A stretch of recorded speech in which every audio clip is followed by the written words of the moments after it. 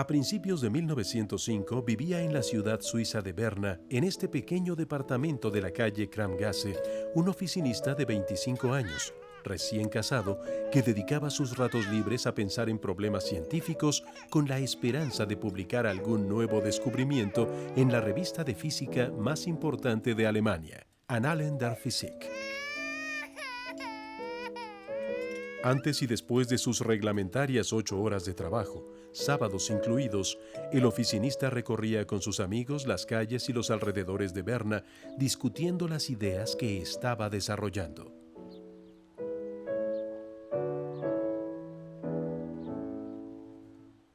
De esa manera, la apacible capital suiza, con sus angostas calles, sus jardines, su río, sus osos y sobre todo su reloj, se convirtió en el escenario de una de las revoluciones científicas más importantes de la era moderna. Y es que cuando los secretos del oficinista fueron finalmente revelados, transformaron para siempre nuestra manera de entender el universo.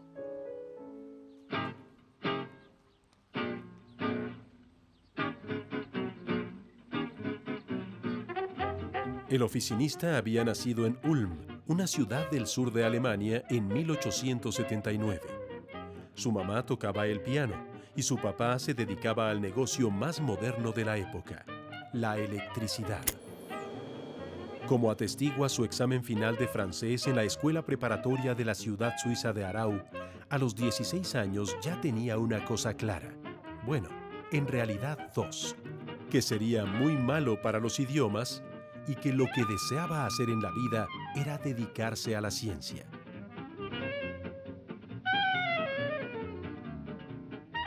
En 1896 se matriculó en la Escuela Politécnica de Zúrich con la intención de graduarse como profesor de física y matemáticas. Para el verano de 1900 ya había conocido a quienes serían sus dos mejores amigos.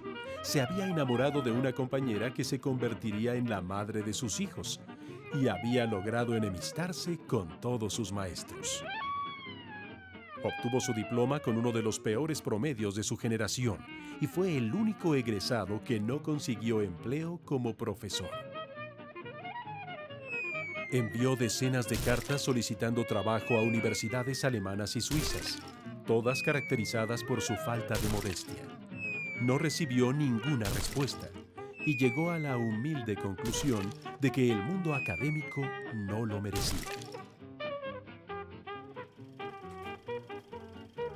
Casi 2 años después de haberse graduado, uno de sus amigos le consiguió por fin trabajo, pero no de maestro, sino de oficinista, experto técnico clase 3 en la Oficina Federal de la Propiedad Intelectual de Berna, a donde se mudó en enero de 1902.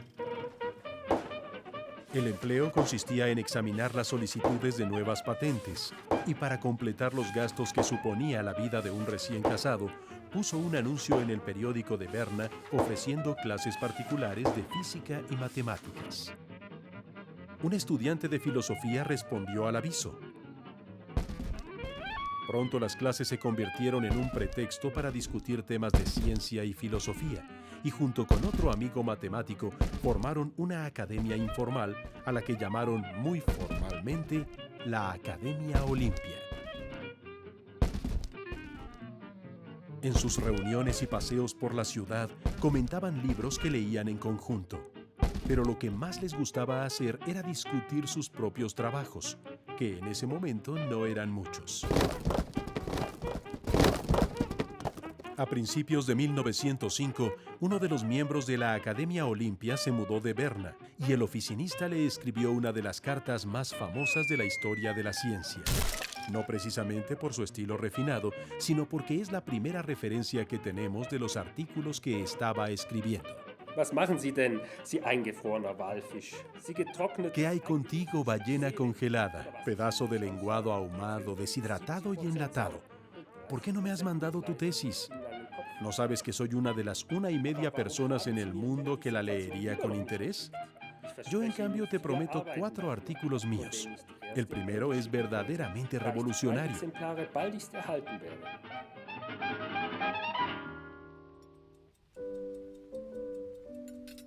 Un año después, los 4 artículos del oficinista se habían convertido en 5. Todos fueron aceptados y publicados en la famosa revista Annalen der Physik.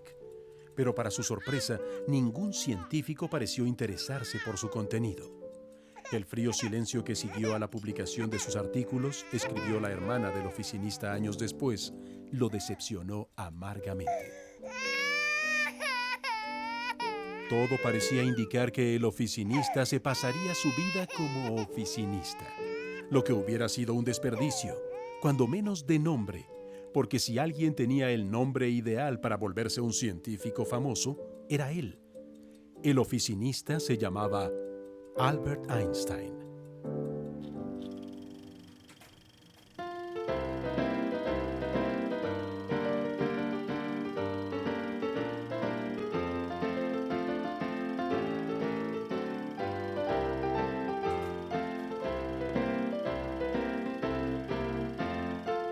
A diferencia de muchos artículos publicados en los Annalen der Physik en esos años, y que hoy han pasado al completo olvido, los del oficinista de 25 años tenían algo que los distinguía: el desprecio, para usar sus propias palabras, a la colección de prejuicios que llamamos sentido común. Una característica que no le pasó desapercibida a uno de los pocos físicos que los leyó cuando fueron publicados, en parte porque no le quedaba más remedio. Era el editor de la revista y se llamaba Max Planck. En 1905, Max Planck era uno de los físicos más reconocidos del mundo, y para la buena fortuna de Einstein, no había recibido ninguna carta suya pidiéndole trabajo. Era catedrático de la Universidad de Berlín y había construido su carrera aplicando exitosamente a la física lo que en esa época se consideraba el sentido común. Pocas personas en la historia le han tenido tanta fe al sentido común como los físicos de principios del siglo XX. ¿Y por qué no habrían de hacerlo, si gracias a él prácticamente habían descubierto todo lo que había que descubrir? Los carruajes que caminaban sin caballos y las bombillas de cristal que producían luz sin necesidad de fuego demostraban que el misterio de la electricidad y el magnetismo estaba resuelto, y los poderosos ferrocarriles que los secretos del calor habían sido dominados por la termodinámica, la rama de la física en la que Max Planck se había especializado.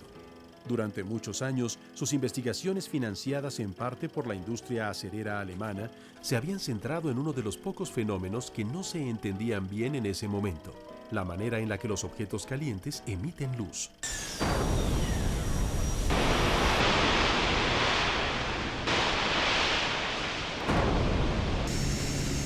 En las fundidoras de acero es una práctica común calcular la temperatura del hierro fundido por el color de la luz que emite. Por ejemplo, cuando el hierro líquido sale de un alto horno a más de 1500 grados, emite predominantemente luz de un color amarillo intenso, pero conforme se va enfriando, la luz que emite es cada vez más roja. Para finales del siglo XIX, los físicos habían hecho experimentos muy precisos que relacionaban el patrón de luz que emite un cuerpo con su temperatura. Pero nadie había podido explicar esos resultados con las leyes de la física conocidas. Hasta que después de varios intentos, en 1901, Max Planck publicó en los Annalen der Physik una fórmula matemática que concordaba a la perfección con los datos experimentales. Su fórmula solo tenía un pequeño inconveniente: contradecía abiertamente al sentido común. Planck sabía que la luz emitida por un objeto caliente transporta energía lejos del objeto, y el truco que se le ocurrió para que su fórmula funcionara fue suponer la absurda idea de que dicha energía solo puede ser liberada en paquetitos indivisibles que llamó cuantos. Es decir, supuso que existe una cantidad mínima de energía que el objeto caliente puede perder cuando emite luz.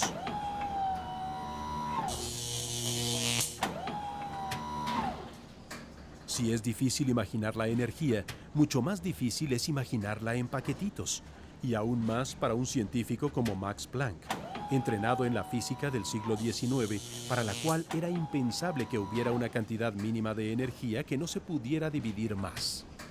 Era algo tan extraño, tan lejano al sentido común, que el mismo Planck tenía la certeza de que, tarde o temprano, alguien aplicaría de manera inteligente las leyes de la física conocidas hasta entonces y cambiaría sus cuantos por algo mejor. No contaba con que el 18 de marzo de 1905 recibiría como editor de los Annalen der Physik un manuscrito que sugería hacer precisamente lo contrario: aplicar de manera inteligente la idea de los cuantos de Planck y cambiar las leyes de la física conocidas hasta entonces por algo mejor. El artículo estaba firmado por un tal Albert Einstein.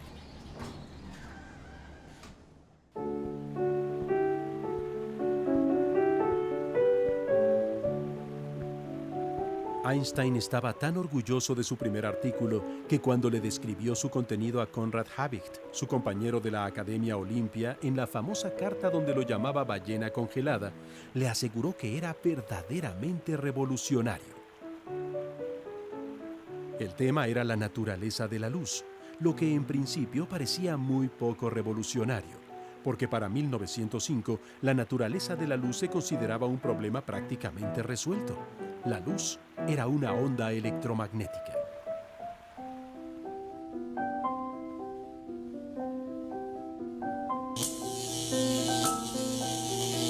Después de siglos de experimentos y especulaciones, a principios de la segunda mitad del siglo XIX, el físico escocés James Clerk Maxwell formuló una teoría que explicaba exitosamente las fuerzas eléctricas y magnéticas, partiendo de la idea de que las cargas eléctricas y los imanes modifican el espacio a su alrededor, creando lo que se conoce como campos eléctricos y magnéticos. A partir de sus fórmulas, concluyó que un campo eléctrico oscilante puede generar un campo magnético y viceversa, de tal forma que las vibraciones conjuntas de estos campos se propagan libremente por el espacio. Maxwell llamó a estas vibraciones viajeras ondas electromagnéticas, y su sorpresa fue mayúscula cuando, al calcular la velocidad a la que viajan, obtuvo un resultado que coincidía a la perfección con la velocidad de la luz, que ya para entonces se había medido con bastante precisión. Concluyó entonces que la luz no es otra cosa que una onda electromagnética, que el color de la luz está asociado a su frecuencia y que estas ondas pueden venir además en una infinita gama de colores, la inmensa mayoría de los cuales nos resultan invisibles. Esta extravagante predicción fue comprobada experimentalmente 20 años después por el físico alemán Heinrich Hertz, quien fue capaz de generar y detectar los colores de luz invisible que al principio se llamaron ondas hertzianas y ahora llamamos ondas de radio. Para principios del siglo XX, Guglielmo Marconi ya usaba estas ondas de luz invisible para hacer transmisiones inalámbricas de un continente a otro. Y aunque todavía no lo entendían así, los médicos del mundo aprovechaban otras ondas de luz invisible que había descubierto el físico Wilhelm Röntgen en 1895, los rayos X. Así que en ese momento dudar que la luz fuera una onda era casi como dudar del progreso y la civilización. Pero eso fue precisamente lo que se atrevió a hacer el experto técnico clase 3 de la Oficina de Patentes de Berna en su primer artículo de 1905, que lleva el rimbombante título de Un punto de vista heurístico sobre la transmisión y producción de la luz. La idea revolucionaria que Einstein tenía entre manos se basaba en aplicar a la luz las mismas técnicas que en esas épocas habían resultado exitosas para explicar las propiedades de los gases, los cuales hacían posible que los trenes se movieran, los barcos navegaran y los cepelines volaran. Según se había encontrado, la mejor manera de entender el comportamiento de los gases era considerar que están formados por un número muy grande de moléculas en movimiento. Como en la práctica es imposible calcular la posición y velocidad de millones de moléculas, el propio Maxwell y posteriormente el físico austriaco Ludwig Boltzmann desarrollaron métodos para estudiar grupos muy grandes de objetos en movimiento utilizando técnicas de probabilidad. Con estos métodos se logró entender, por ejemplo, que la temperatura de un gas es en realidad una consecuencia de la velocidad promedio de las moléculas que lo forman.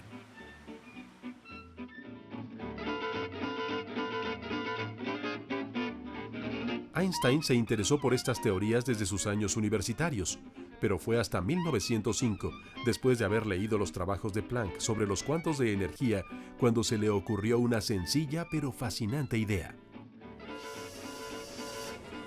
Si suponer que los gases están hechos de moléculas había permitido explicar muchas de sus características físicas, ¿por qué no pensar que la luz también pudiera estar hecha de partículas?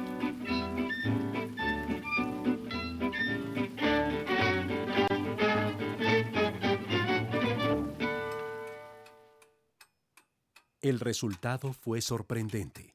Gracias a esta idea, Einstein pudo aclarar varios fenómenos que la teoría de las ondas electromagnéticas no había podido explicar. En primer lugar, pudo por fin darle una interpretación física a la misteriosa fórmula de Planck que describía el color de los objetos calientes. La razón por la cual la energía emitida en forma de luz viene en paquetitos, como sugirió Planck, es que la propia luz está literalmente hecha de paquetitos, que Einstein llamó cuantos de luz, y hoy conocemos como fotones. Con estos cuantos de luz también pudo explicar la fluorescencia, el fenómeno que permite que algunos materiales absorban luz de un color y después la emitan de otro, que fue muy popular en los relojes despertadores y hoy es la base de las lámparas fluorescentes. Además, resolvió uno de los problemas de moda en ese momento: el efecto fotoeléctrico. El efecto fotoeléctrico consiste en convertir luz en electricidad y empezó a interesar a los físicos a finales del siglo XIX, cuando el científico inglés J. J. Thomson descubrió unas pequeñas partículas que él llamó corpúsculos, pero todos los demás llamaron electrones. Aunque Thomson tenía la esperanza de que sus corpúsculos no sirvieran para nada, pronto quedó claro que la corriente eléctrica que recorría los cables que empezaban a iluminar las ciudades y a mover los tranvías estaba formada precisamente por ellos. Así que los científicos se pusieron a buscar electrones por todos lados. Y en 1902, Philipp Lenard, este sonriente señor que terminó siendo el físico de cabecera de Hitler, los encontró precisamente en el efecto fotoeléctrico. Lenard observó que al arrojar luz de ciertos colores sobre una placa de metal, se desprendían electrones de su superficie. Él, al igual que todos los físicos de su época, pensaba que la luz era una onda, y esperaba que al aumentar la intensidad de la luz que incidía sobre la placa de metal, aumentaría también la velocidad de los electrones que se desprendían de ella. Pero para su sorpresa, eso no sucedía. El aumento en intensidad permitía arrancar más electrones de la placa, pero la velocidad de cada uno de ellos no cambiaba. En su artículo, Einstein mostró que con sus cuantos de luz se podía explicar de una manera elegante esta aparente contradicción. Si la luz que se proyecta sobre la placa de metal está hecha de partículas, entonces la energía de un solo cuanto de luz es absorbida por un solo electrón y determina la velocidad con la que éste escapa de la placa. Un aumento en la intensidad de la luz significa arrojar más cuantos de luz. Eso multiplica el número de electrones que escapan de la placa, pero la velocidad que adquiere cada uno de ellos no cambia.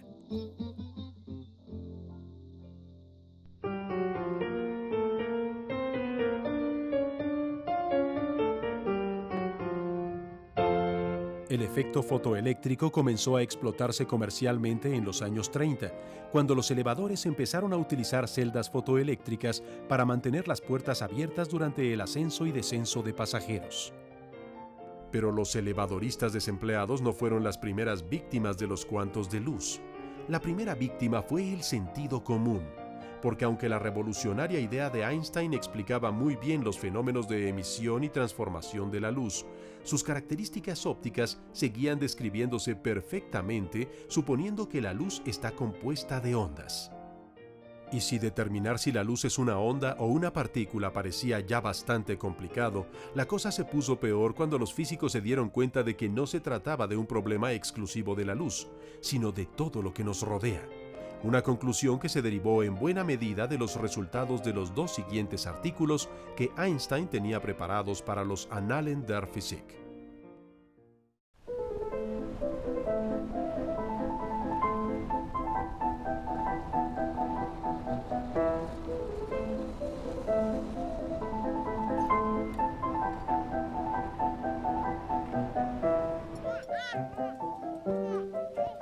Mi segundo artículo, escribió Einstein en la famosa carta a su amigo Conrad Habicht, es una determinación del verdadero tamaño de los átomos.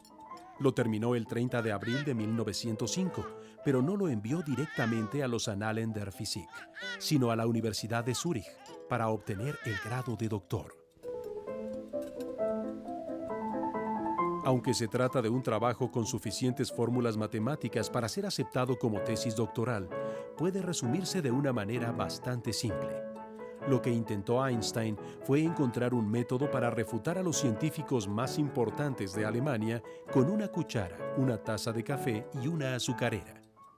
Aunque los químicos del siglo XIX estaban seguros de que la materia está hecha de átomos, la idea no era tan popular entre los físicos.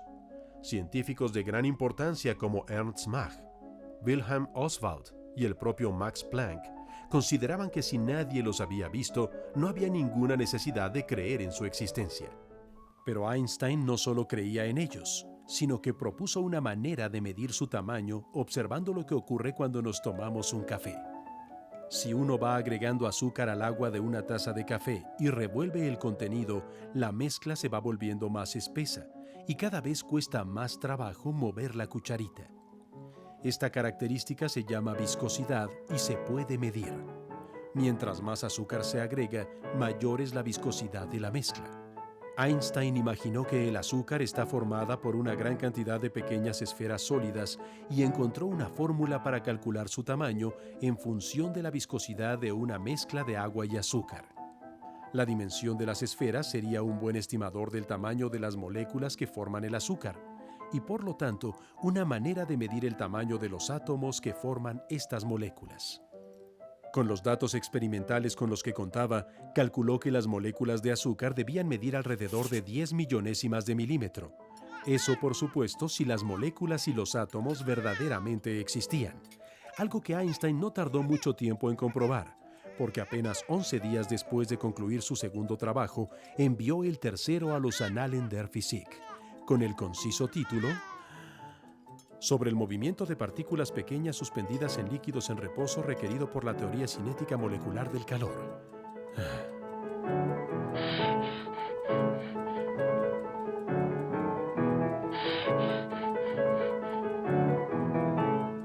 En él analizó matemáticamente estos extraños movimientos que descubrió a principios del siglo XIX un botánico escocés de apellido Brown. Robert Brown observó que cuando colocaba pequeñísimos granos de polen en la superficie del agua, nunca se quedaban quietos. Nadie sabía qué causaba esta vibración que no parecía tener su origen en los granos mismos, sino en alguna propiedad del agua. Utilizando los resultados de su artículo anterior, Einstein propuso una solución al misterio del movimiento browniano. Mostró que la vibración errática de los granos de polen es el resultado del choque continuo de miles de objetos mucho más pequeños que no serían otra cosa que las moléculas que forman el agua, es decir, combinaciones de átomos de hidrógeno y oxígeno.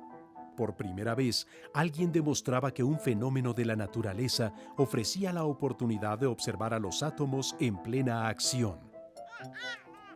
En solo un par de meses, el desconocido oficinista de Berna había confirmado la existencia de los átomos y propuesto la posibilidad de que la luz estuviera hecha de partículas.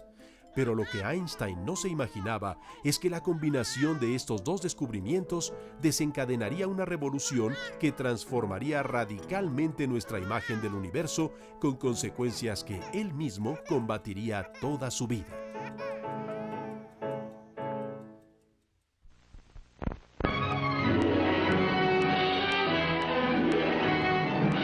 Todos estamos familiarizados con el modelo del átomo como un pequeño sistema solar propuesto por el físico neozelandés Ernest Rutherford en 1910, con un núcleo al centro y electrones orbitando libremente a su alrededor. El único inconveniente de un átomo así es que no podría existir en la naturaleza. Según la teoría electromagnética de Maxwell, los electrones en órbita emitirían ondas electromagnéticas perdiendo energía y cayendo en espiral hacia el núcleo. En menos de una millonésima de segundo, el átomo desaparecería. En 1913, Niels Bohr, exportero del equipo de fútbol de primera división danés Akademisk Boldklub, que además era físico y trabajaba en ese entonces en el laboratorio de Rutherford, sugirió que dentro del átomo los electrones no se colapsarían si estuvieran obligados a girar en ciertas órbitas fijas. Aunque Bohr no podía explicar qué mecanismo impedía que los electrones giraran libremente alrededor del núcleo, su idea no pasó desapercibida porque resolvía un antiguo misterio de la materia. Desde el siglo XIX se sabía que si se separaba con un prisma la luz que emiten los diferentes elementos químicos, se obtenía un patrón de colores muy diferente para cada uno de ellos, algo que resultaba completamente incomprensible, pero que sirvió, por ejemplo, para descubrir que el Sol está hecho principalmente de hidrógeno y helio. Bohr descubrió que el origen de este extraño fenómeno está precisamente en los cuantos de luz de Einstein. Según su modelo, cada electrón posee cierta cantidad de energía que le permite permanecer en una órbita fija, pero si decide trasladarse a una órbita de diferente energía, debe absorber o deshacerse de un cuanto de luz, con energía correspondiente a la diferencia de energías entre las dos órbitas. Las órbitas fijas de cada elemento son diferentes, y como de acuerdo con el artículo de Einstein, el color de un cuanto de luz depende de su energía, los patrones de colores que emiten los átomos de los diferentes elementos químicos son el resultado de los innumerables saltos cuánticos que practican los electrones en su interior.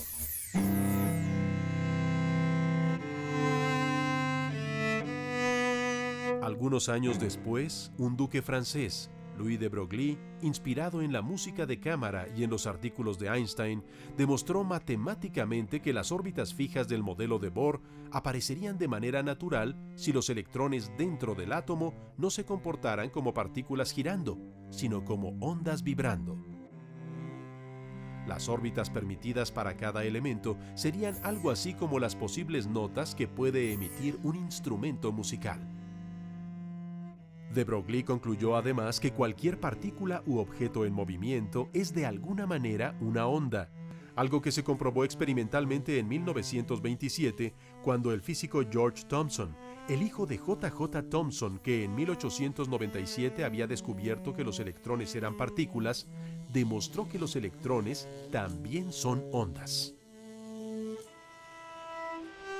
Cuando Einstein afirmó en su artículo de 1905 que la luz se comporta a veces como una onda y a veces como una partícula, fue el primero en darse cuenta que la física estaba obligada a encontrar una manera de conciliar estos dos conceptos aparentemente contradictorios.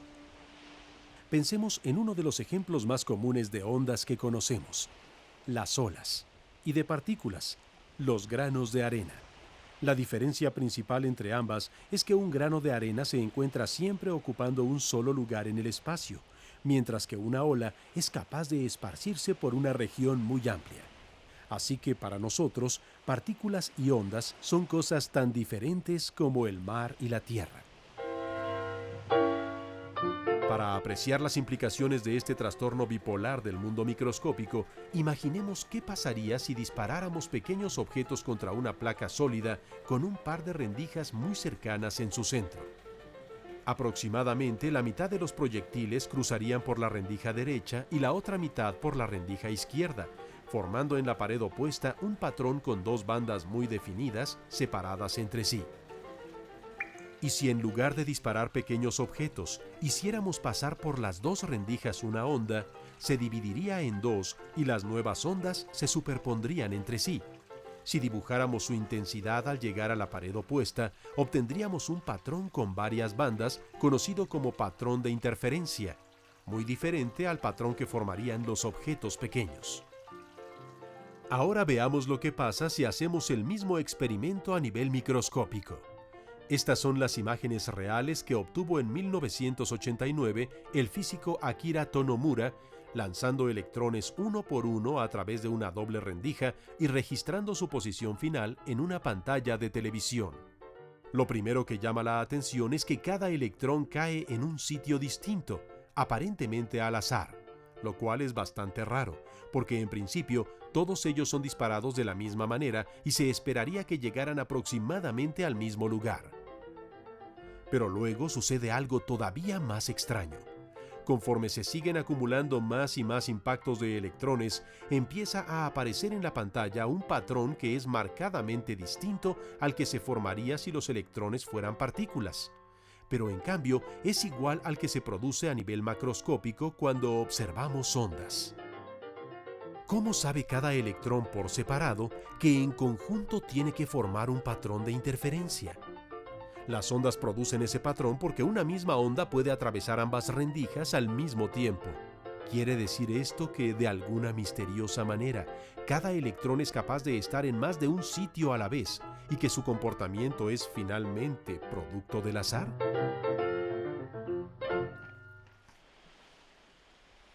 Bohr y la mayoría de los físicos que a partir de la idea revolucionaria de Einstein construyeron la mecánica cuántica, la teoría que utilizamos para estudiar el mundo microscópico, respondieron esa pregunta de manera afirmativa.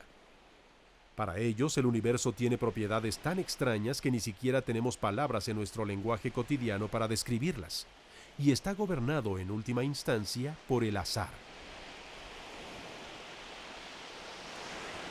Pero Einstein, a pesar de que la evidencia experimental fue cada vez más contundente, se rehusó a considerar esa posibilidad durante toda su vida, al grado de que en 1951 le confesó en una carta a Michele Besso, uno de sus amigos de los días de Berna, que después de 50 años de meditar sobre el problema, había llegado a la conclusión de que en realidad no tenía la menor idea de lo que eran realmente los cuantos de luz que había propuesto en 1905.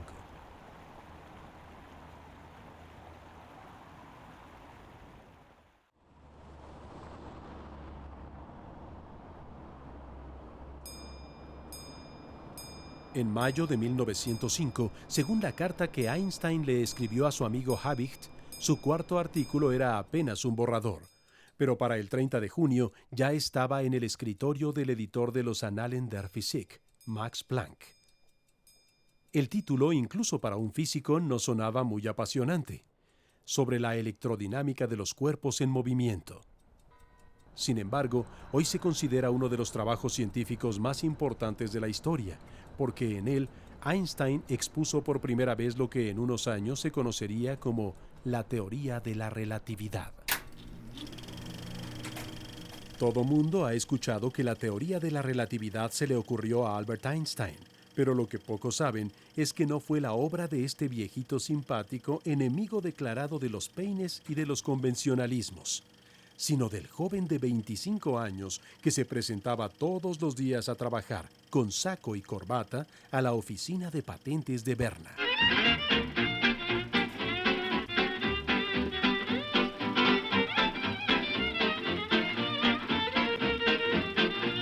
La razón de este malentendido es que cuando la teoría de la relatividad se hizo mundialmente famosa como uno de los símbolos de moda de la nueva sociedad que surgía de la Primera Guerra Mundial, Einstein era ya un respetado profesor de la Universidad de Berlín y llevaba más de 10 años de no ser oficinista. En esas épocas, muchos escritores, filósofos y artistas supusieron que lo que Einstein había hecho era demostrar científicamente que todo es relativo, y usaron la palabrita para explicar los nuevos estilos artísticos, las nuevas filosofías y hasta las nuevas actitudes de las personas hacia otras culturas. Pero la teoría de la relatividad no tiene nada que ver con esta idea popular. Su ámbito no es la sociedad, sino la naturaleza.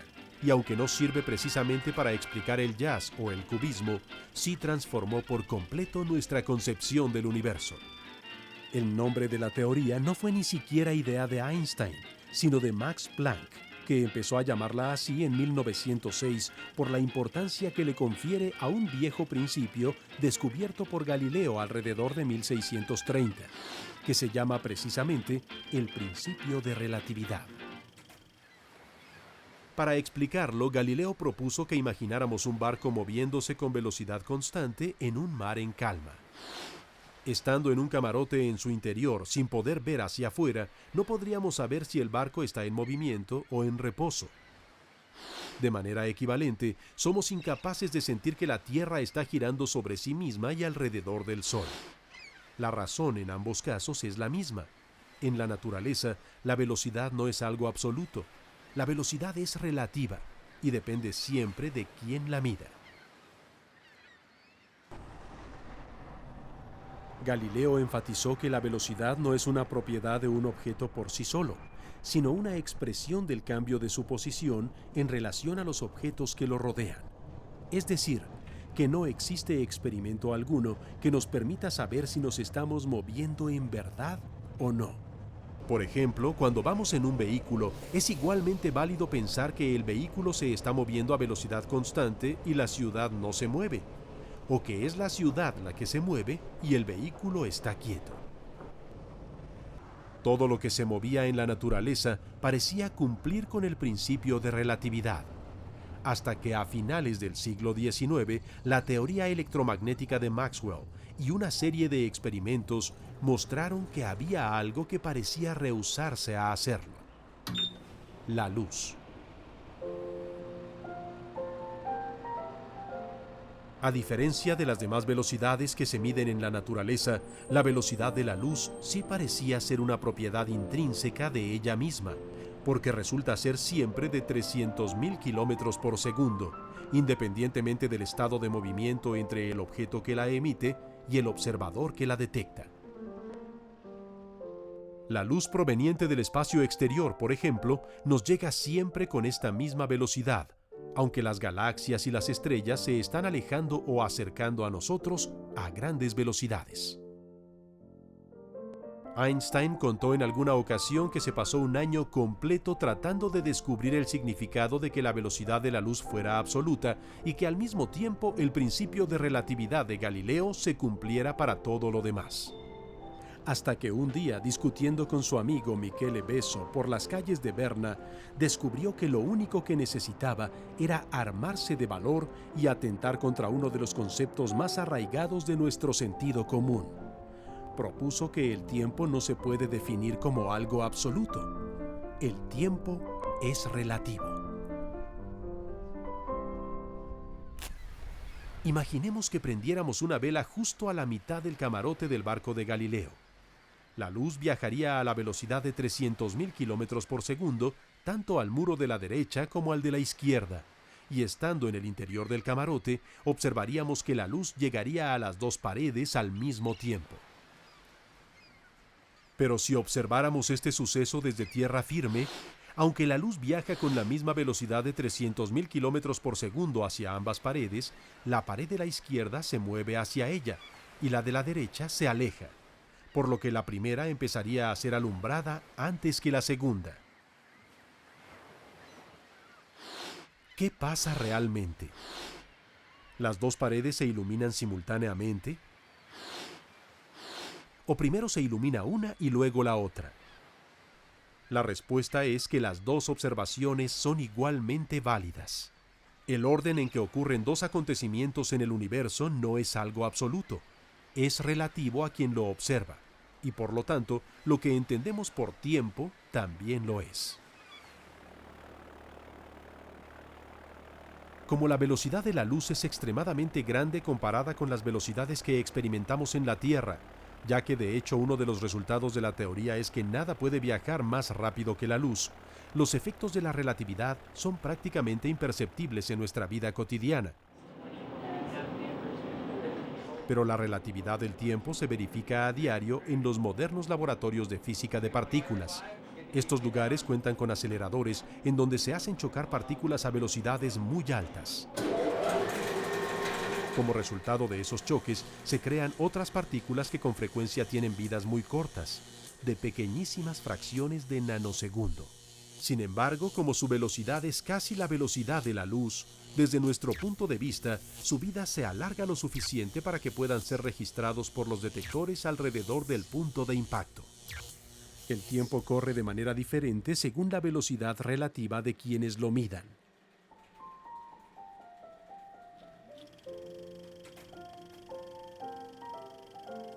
Estamos acostumbrados a pensar que existe un ahora para todo el mundo, como si el presente fuera el mismo en cualquier lugar y un solo reloj pudiera marcar la hora de todo el universo. Pero lo que Einstein descubrió es que cada quien tiene un tiempo propio que transcurre de manera diferente al tiempo de los demás.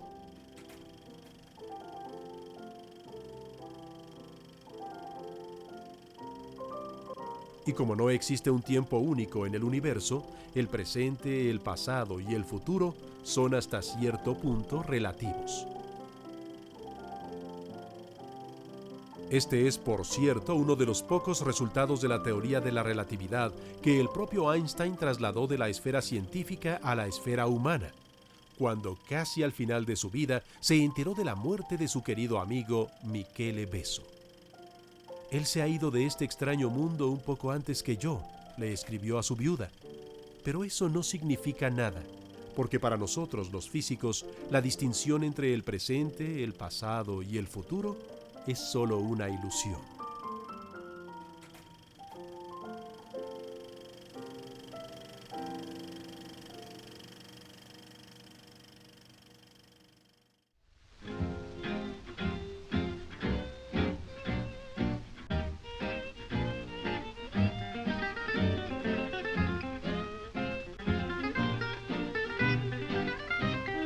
En septiembre de 1905, Einstein le escribió de nuevo a su amigo Habicht, invitándolo a regresar a Berna y convertirse como él en un esclavo de la oficina de patentes.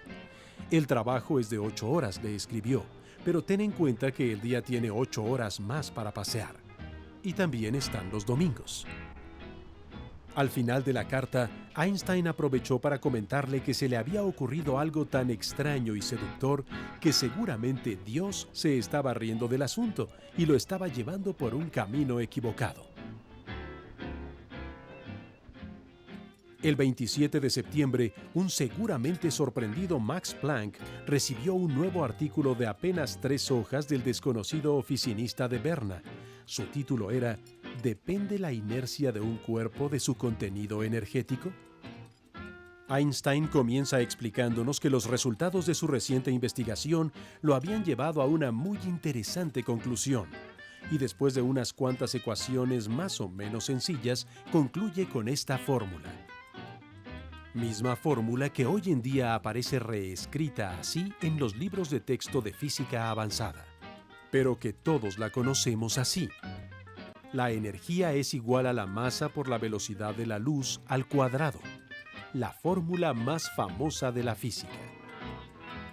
La interesante conclusión de Einstein es que todos los objetos, por el simple hecho de existir, tienen una energía almacenada en su masa, aun cuando se encuentran en reposo. Se trata de una afirmación enormemente innovadora con respecto a la física tradicional que nos siguen enseñando en la escuela, en donde se distingue tajantemente entre los conceptos de masa y energía, y solamente se les asigna energía a los objetos aislados cuando se mueven. Pero lo que Einstein descubrió es que el espacio y el tiempo, que nos parecen cosas radicalmente distintas en nuestra experiencia cotidiana, están en realidad estrechamente emparentados.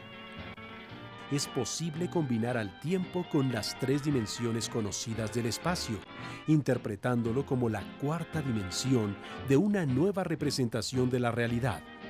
Al considerar al tiempo como una dimensión más, tiene sentido hablar de movimientos en el tiempo tanto como en el espacio.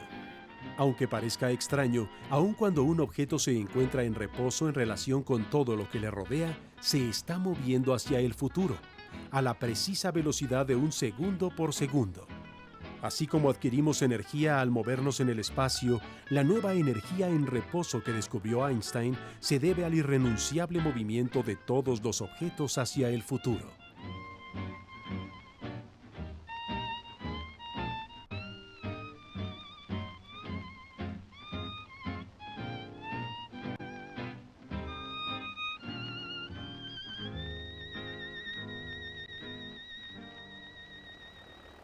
Al final de su artículo, Einstein especuló que la masa de cualquier objeto podría transformarse en energía. Lamentablemente, una de las pruebas experimentales más contundentes de que estaba en lo correcto lo constituye el enorme poder destructivo de las bombas atómicas. La gran cantidad de energía liberada es el resultado de la transformación de una pequeñísima parte de la masa del material que produce la explosión.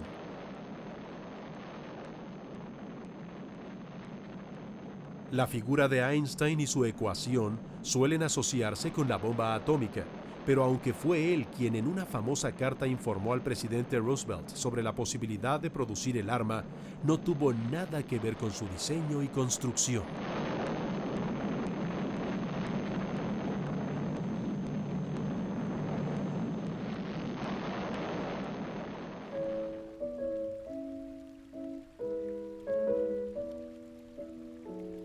En poco menos de un año, y sin más ayuda que las largas conversaciones por las calles de Berna con sus amigos, las sugerencias de su esposa, Mileva Maric, y la lectura de un puñado de libros de física, Albert Einstein había publicado 5 artículos sobre los que se construiría la física del siglo XX.